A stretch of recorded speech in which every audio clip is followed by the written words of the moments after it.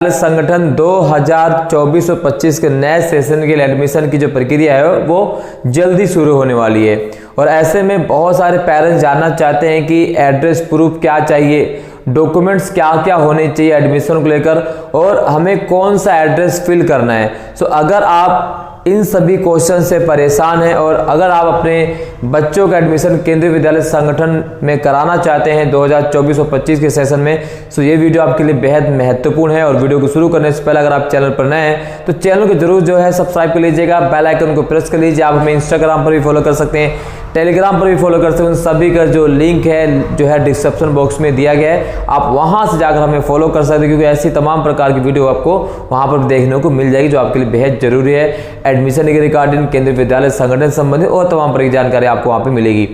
तो चलिए बात कर लेते हैं केंद्रीय विद्यालय संगठन 2024 और 25 में एडमिशन के लिए डॉक्यूमेंट्स क्या चाहिए और एड्रेस प्रूफ कहाँ का होना चाहिए।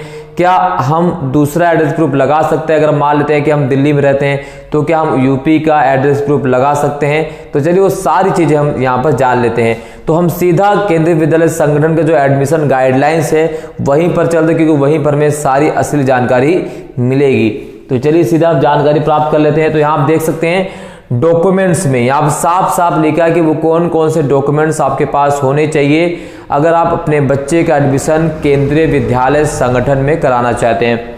सो फॉर फर्स्ट क्लास, अगर आप अपने बच्चे का एडमिशन क्लास फर्स्ट में कराना चाहते हैं तो for class first certificate of proof of age in the form of a birth certificate issued by the authority component to the register. तो सिंपल तरीके से अगर आप अपने बच्चे का फर्स्ट क्लास में जो है एडमिशन कराना चाहते हैं तो आपके बच्चे का जो है बर्थ सर्टिफिकेट होना चाहिए। जी हाँ, बर्थ सर्टिफिकेट होना चाहिए।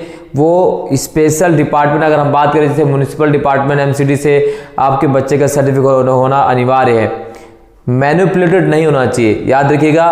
बच्चे का जो सर्टिफिकेट है वो ओरिजिनल होना चाहिए। मैनिपुलेटेड अगर आपके बच्चे का जो है जन्म पत्री होगी तो एडमिशन में नाम आने के बाद भी आपका एडमिशन कैंसिल कर दिया जाएगा। आपको ओरिजिनल डॉक्यूमेंट्स ही जमा करने हैं, वही डॉक्यूमेंट्स जिस डॉक्यूमेंट से आपने अपने बच्चे का फॉर्म फिल किया है, और वही डॉक्यूमेंट्स आपको बिल्कुल दिखाने होंगे at the time of admission, जब आपको अपने जो डॉक्यूमेंट्स जमा करने के लिए बुलाया जाएगा। तो डॉक्यूमेंट प्रूफ में बर्थ सर्टिफिकेट अनिवार्य है, जन्म पत्री अनिवार्य है। फर्स्ट क्लास में एडमिशन को लेकर अगर आप अपना एडमिशन कराना चाहते हैं, अपने बच्चे का एडमिशन कराना चाहते हैं फर्स्ट क्लास में, तो बर्थ सर्टिफिकेट एक बहुत महत्वपूर्ण डॉक्यूमेंट्स है। और वो इशू किसके माध्यम से होना चाहिए? वो होना चाहिए किसे? अथॉरिटी से, ठीक है। जैसे मान लेते हैं म्युनिसिपल कॉर्पोरेशन हो गया है या हॉस्पिटल्स हो गए, गवर्नमेंट हॉस्पिटल हो गए, उनसे आपके बच्चे के जो है सर्टिफिकेट जारी होना चाहिए। तो ये एक बहुत बड़ा क्या है? एक बहुत बड़ा डॉक्यूमेंट्स है। तो फर्स्ट नंबर बर्थ सर्टिफिकेट अनिवार्य है। सेकंड, अगर आप किसी कैटेगरी से अप्लाई कर रहे हैं, मान लीजिए ईडब्ल्यूएस से अप्लाई कर रहे हैं, ओबीसी से अप्लाई कर रहे हैं, एससी से अप्लाई कर रहे हैं, या एसटी कैटेगरी से अप्लाई कर रहे हैं, या सिंगल गर्ल चाइल्ड जो है कैटेगरी से अप्लाई कर रहे हैं, तो वो सर्टिफिकेट भी आपके पास होना चाहिए। A certificate that the child belongs to the scheduled caste, scheduled tribes, EWS, OBC, non-criminal, BPL, wherever applicable, issued by the competent authority in concerned state government, union government. Thus, certificate in respect of either of the parents may be accepted category से हैं, OBC category से हैं, SC category से हैं, right. और जिस भी category से आप अपने बच्चे का फॉर्म फिल कर रहे हैं, सिंगल गर्ल चाइल्ड से फॉर्म फिल कर रहे हैं, तो सिंगल गर्ल चाइल्ड का भी सर्टिफिकेट आपके पास होना अनिवार्य है। तो ये भी एक जो है अथॉरिटी से ही जारी होना चाहिए, मैनिपुलेटेड नहीं होना चाहिए। मैंने पहले बोल दिया है, अगर मैनिपुलेटेड होगा तो वो क्या होगा? आपका एडमिशन भी कैंसिल कर दिया जाएगा, सिंपल तरीके से। A service certificate showing the number of the transfer during the preceding 7 years duly signed and sampled by the head of the office। तो ये भी होना चाहिए, अगर मान लेते तो उनके लिए, बट ये जरूरी नहीं है। इसी प्रकार से proof of residence, proof of residence ये बहुत महत्वपूर्ण है।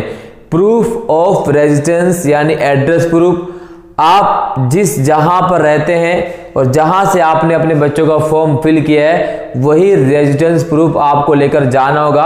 फॉर एग्जांपल के लिए अगर आप दिल्ली में हैं और दिल्ली में रहते हैं और दिल्ली में आपने पश्चिम बिहार केंद्रीय विद्यालय में अगर अपने बच्चे का फॉर्म फिल किया है, रोहिणी में आपने अपने बच्चे का फॉर्म फिल किया है, तो आप उसी इलाके से जहां से आपने फॉर्म फिल किया है और जहां आप रहते हैं वही रेजिडेंस प्रूफ होना अनिवार्य है। ऐसा ना हो कि आप रहते हैं उत्तर प्रदेश में और फॉर्म भर रहे हैं दिल्ली में, तो ऐसा आपका फॉर्म जो है रिजेक्ट कर दिया जाएगा। आपका नाम भले ही आ जाए उस समय, लेकिन जब आप एडमिशन के लिए अपने बच्चे का नाम आने के बाद केंद्रीय विद्यालय संगठन में जाएंगे और एड्रेस जो है आप प्रूफ जमा करेंगे, तो ऐसे में अगर आपका एड्रेस प्रूफ वहां का नहीं मिला तो आपका जो है फॉर्म रिजेक्ट कर दिया जाएगा, एडमिशन कैंसिल कर दिया जाएगा।